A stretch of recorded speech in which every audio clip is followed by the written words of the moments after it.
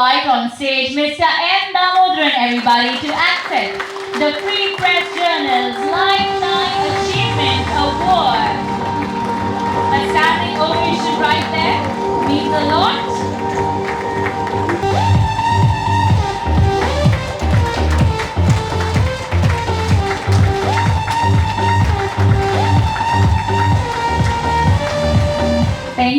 Thank you so much to our presenters. Thank you, Abhishek sir. Thank you so much, Damodaran sir, and for always being the strongest pillar of support for Free Press Journal that you have always been. First of all, my thanks to the Free Press Journal. We've been associated for a short while, all of 2 years, but that association, which started, as Mr. Bhaskar mentioned, when he made his way up to my first floor office. I had not realized that he was at that time on crutches, but nevertheless he made his way up there. And even if I had entertained the thought of saying, no, I can't do this, I'm based in Delhi, I try and skip avoidable travel, etc. But his presence there, his persuasive nature, left me with no choice. So I said yes. And then I thought it was a one-off engagement, I'll do it that year. But then I realized that I had a phenomenal jury to work with. I always believe that captains of teams, chairpersons of boards, often do less work than they're expected to do because everyone else is doing the heavy lifting. But when it comes to receiving awards, receiving plaudits, receiving appreciation, you then step up and pretend that you did all the work. But this time too, the second time, we've had a phenomenal jury, and I think Carriage did a phenomenal job. I was chairing another jury about a month and a half ago. I've been making a habit of it. I chair juries. I have lost count, but I think it's somewhere around 90 so far. Yeah, 90 in all categories. If they don't get anybody else, I suspect they reach out. This guy is unemployed, maybe, but I've been doing it for years.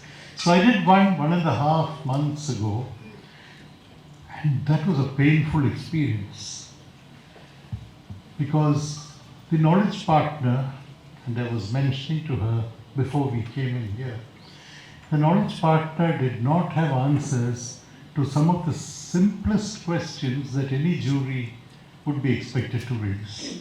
And every time the answer we got was, we'll collect the information and get back to you, as if we were going to sit there till kingdom come, waiting for the information to come. We had to adjourn the meeting. We had to ask the knowledge partner to go back. He gave very clear instructions, this is what we want. Did we get all of what we wanted? I wish I could say yes. But we had to give awards nevertheless.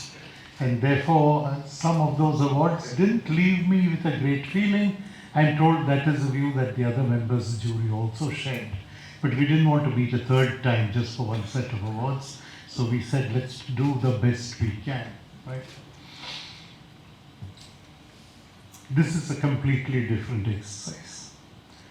I think last year as well as particularly this year, the knowledge partners had anticipated our questions, had ready responses.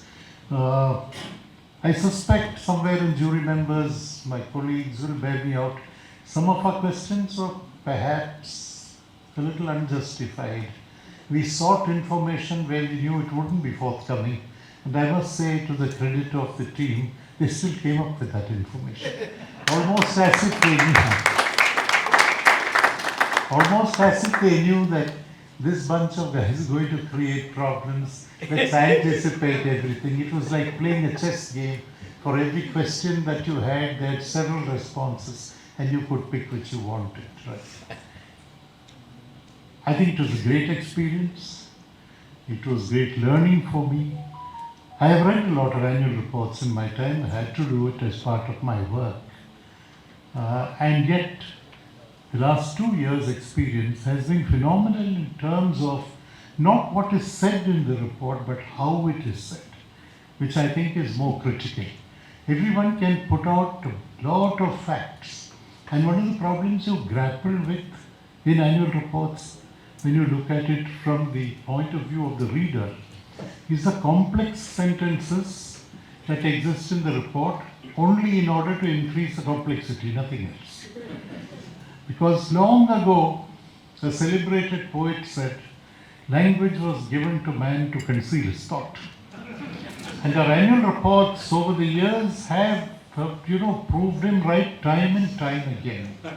You're not communicating, you're saying something, and the person who's reading it, because he or she has invested some money in that company, would want to know what that company is doing, and you end up tearing your hair because you can't find it where you're looking for it. It might be tucked away somewhere, contextually not correctly stated, and all of that.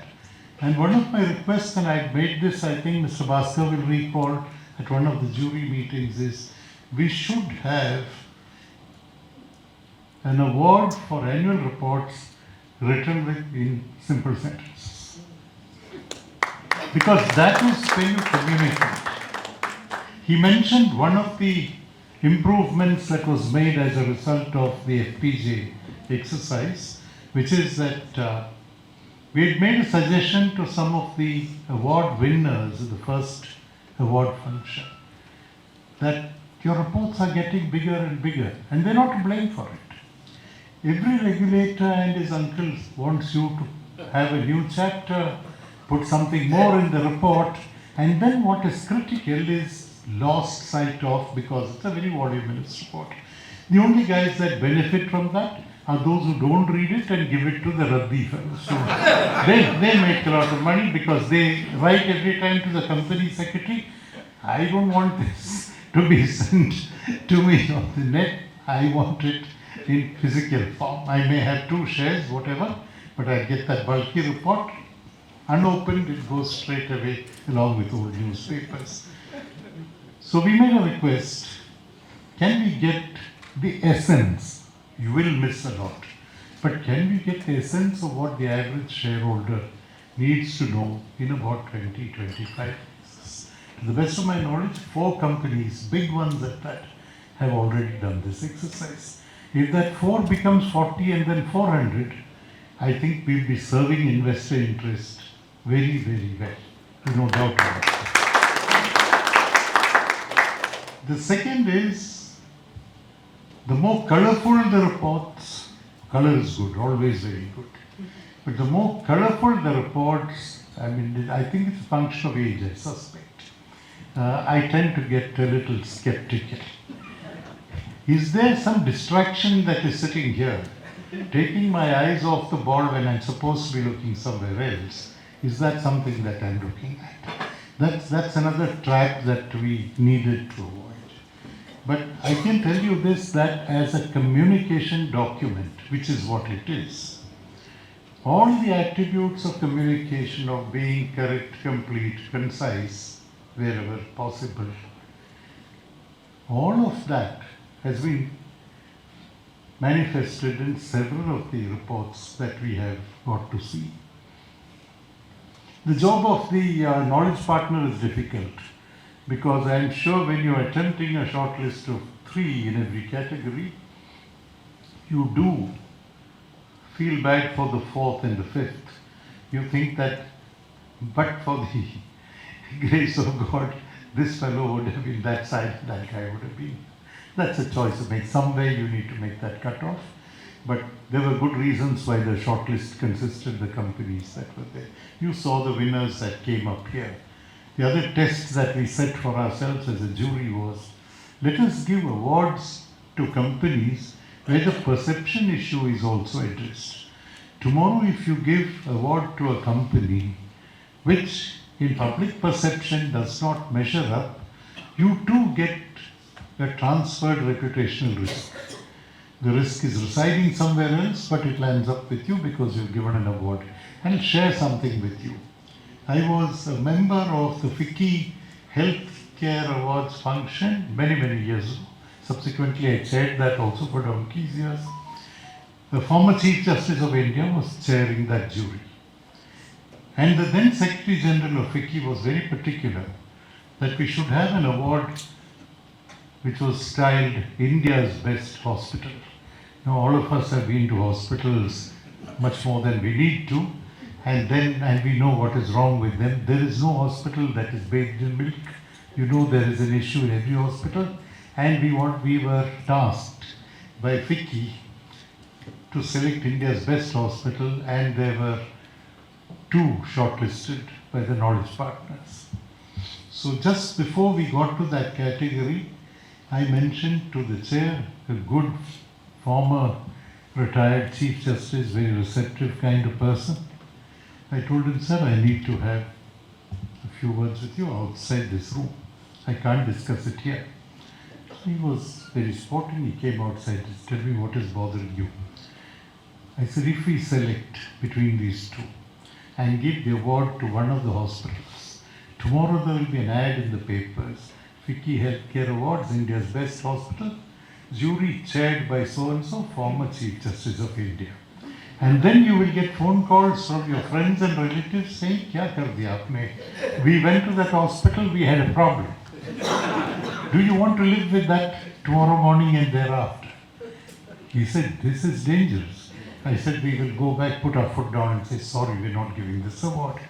And we didn't give that award. Subsequently, I am told some juries have given awards for India's best hospitals. I think they manage the PR very well, I suspect. More than that. I wanted to share a couple of other thoughts, and then I won't stand between you and what you need to do, whether it's the IPL match or anything else. I don't want to do that.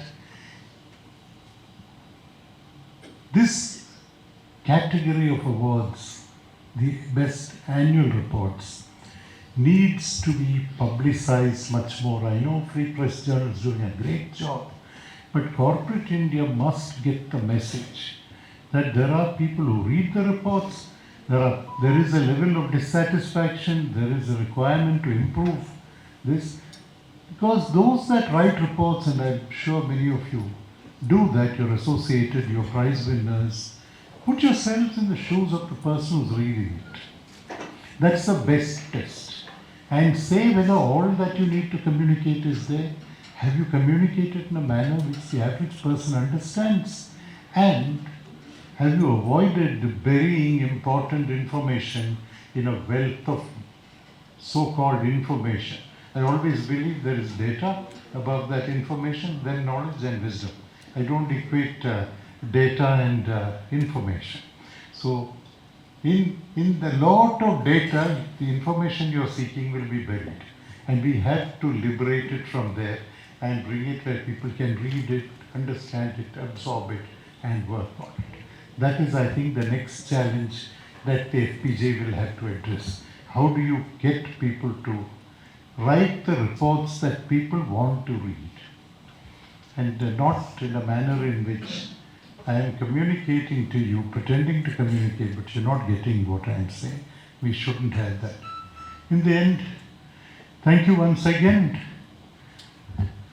to both senior and junior, Mr. Karnani, Ashokji, and Abhishekji.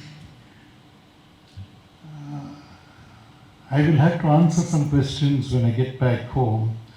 I had given notice to my two children who are abroad saying that I'm going to get this award. So immediately I got one question, why are they giving you an award? So, you know, the best critics are the ones that live at home. Even these guys are living abroad. So I said I will come back and tell you why I got the award. So that's the next challenge that I have. Thank you very much. It's been an honor associating with the FPJ. The phenomenal work that you're doing. I think being a part of that, even if it's a small part, gives me a great sense of privilege and satisfaction. And let me say that I accept this award on behalf of all those that worked with me in all the organizations, in their name, on their behalf, and for their work. Thank you very much.